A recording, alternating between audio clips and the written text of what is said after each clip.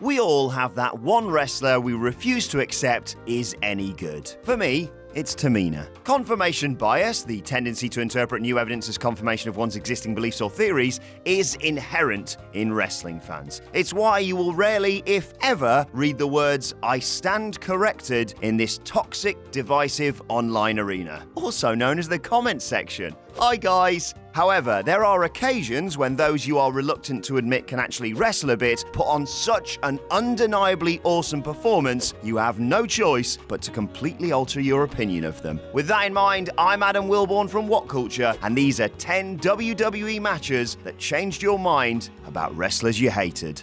Number 10, Roman Reigns versus AJ Styles, Extreme Rules 2016. Confirmation bias definitely exists in the case of Roman Reigns. He still gets accused of corny promos despite not dropping a suffering succotash or discussing someone's tater tots for a full 2 years now. And he is clearly no John Cena clone. For me, the moment where it all changed was Extreme Rules. Irrespective of his phenomenal opponent, this was no carry job. Reigns carried himself like a proper WWE heavyweight champion that night. Everything he did, he timed brilliantly, manipulating the crowd into a frenzy. An electric battle of strength and endurance versus skill and cunning, Reigns versus Styles changed the mind of one fan, at least. Number 9, The New Day versus CESARO and Tyson Kidd, Extreme Rules 2015. The New Day debuted under drastically bad circumstances, as happy-clapping gospel preachers promoting the so-called power of positivity. This despite the fact that do-gooding wrestling heroes died a definitive death in 1993. Not like the WWE to be behind the times, eh?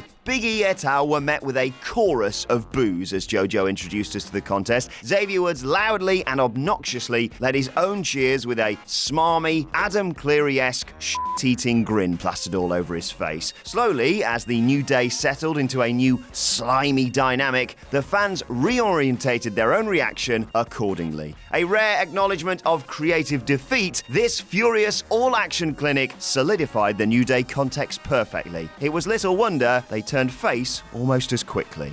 Number 8, Braun Strowman versus Sami Zayn, Raw January 2017. The Monster Among Men was a collateral victim of WWE's historic, hysterical treatment of big men. The hardcore fandom was in direct opposition to Vince McMahon and his, well, let's just call it what it is, fetish. He seemed so automatic in his small equals bad assessment that we, in turn, equated big with plodding, unwanted, and irredeemable. Strowman demolished these suspicions as handily as he fucking demolished Sami Zayn in a total head-turner of a match. Strowman was framed as an invincible Michael Myers figure. No, not that one. With supernatural powers of recovery. He took brutal kendo stick shots, no-sold a lunatic table bump, and caught a rapid Zayn moonsault with jaw-dropping fluidity and power. The narrative of the aftermath was telling. There was no accusations of a burial, Zayn wasn't drilled underground, Strowman was simply, brilliantly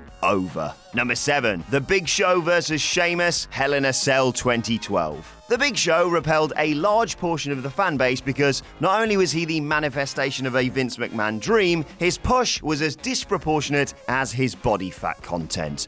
Please don't tell him I said that. To his credit, Show stemmed the tide of hatred and apathy more than once in his career, but his 2012 revival was the most impressive of the lot. In a 20-minute match contested mere months after his umpteenth career turn, and requiring considerable stamina and an even higher threshold for pain, Show absorbed the stiffest strikes Sheamus had to offer, cut off his fiery comebacks, and brutalized the Irishman. Show ventured into comedy as often as he did because he was never the giant WWE always wanted him to be. This night was a brutal, dramatic, and glorious exception. Number 6, Mark Henry versus The Big Show, Vengeance 2011. Mark Henry's WWE run yielded astonishingly little when the epic tenure is considered. That said, when pushed with maximum conviction in a role suited to his limited talents, Henry delivered like Mae Young giving birth to a hand. A lovely chap in real life by most accounts, he looked fucking terrifying here. But this was no static WWE big man battle built on body language,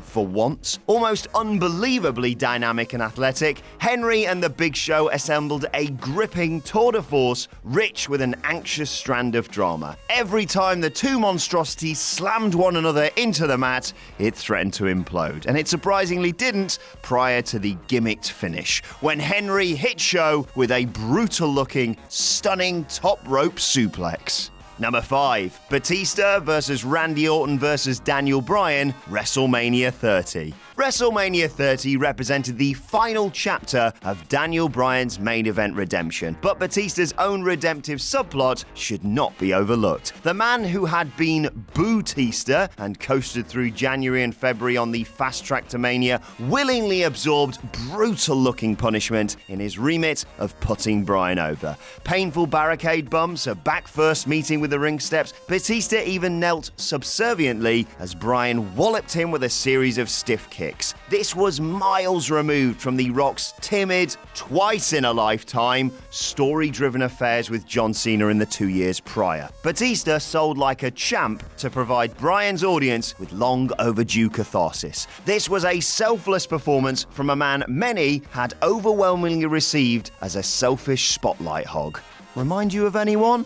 Number 4. The Dudley Boyz versus the Hardy Boyz, Royal Rumble 2000. Lost to revisionist theory is that the Dudley Boyz weren't really that over upon their late 1999 WWF debut. Oh, 1999. Back when all this was a thing. Anyway, the Boyz are inextricably linked to the tables they brought, and since they first brought them out to the WWF arena at Madison Square Garden in January of 2000, this gruesome thriller is the moment they seduced the fandom. The taste-making MSG crowd lapped up every last skull-crushing chair shot and terrifying bump. Helped by their daredevil opponents, this first ever tag team tables match was as suspenseful and rapid as it was stupidly violent. Number 3. Drew McIntyre versus Oney Lorcan, NXT, April 2017. Drew McIntyre, when spotted in the crowd at TakeOver Orlando, didn't elicit the same blistering enthusiasm as Kota Ibushi had a year prior in Dallas. To many, McIntyre was a low-budget Hunter Hearst Helmsley.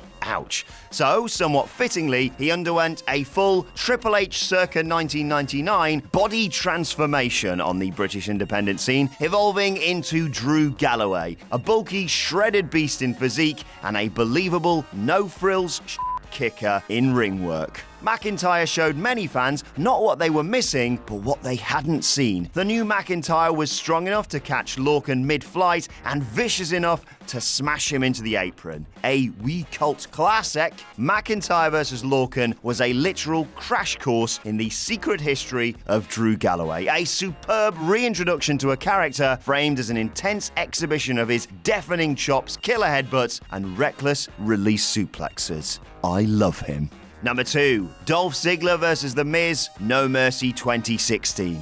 Hate is an admitted stretch, really, but resent was an adequate verb for the show-off. And prior to this classic match, few thought him capable of wrestling one. He was Captain Midcard, but at No Mercy, he was every bit as good as he said he was. What brings its triumph into stark focus is the stipulation. Bluntly, you'd have to have been an idiot to expect Ziggler to lose. Still, he performed with such fire and desperation on the night that it was impossible not to suspend disbelief. This was such pure escapist fiction, brilliantly performed, that the reality of the situation hardly mattered. The welcome interference of the Spirit Squad, but one book in a bloody library of career callbacks, lent this a sense of continuity. Ziggler was a real person with real history in there, facing the final chapter of his career. Number 1. The Undertaker vs. Jeff Hardy, Raw, July 2002. American Badass Undertaker. F*** me. Don't get me wrong, there were some great things about this character, if you ignore the Limp Bizkit theme, his feud with DDP, forcing JR to kiss Vince's ass, that time. Anyway, this was him at his sadistic gatekeeper best. Everything he dished out looked harrowing, a tone indirectly emphasized by the real-life condition in which Hardy entered the match. He looked unhealthy, bedraggled, weak even, which added more cringe to every last chair shot and thudding power move. He belittled Jeff Hardy here, but that was the match's excellent narrative crux.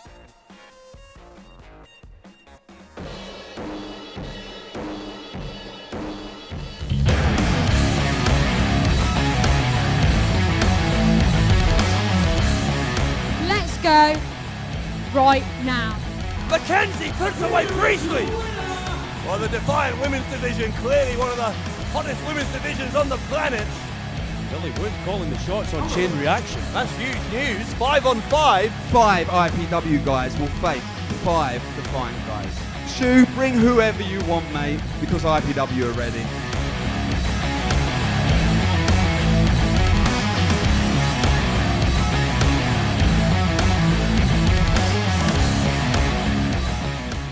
Gosh, can you believe that that person said that about that particular video on that entry? I sure can't.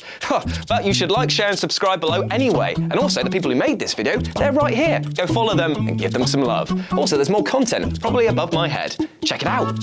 Or don't. 50-50.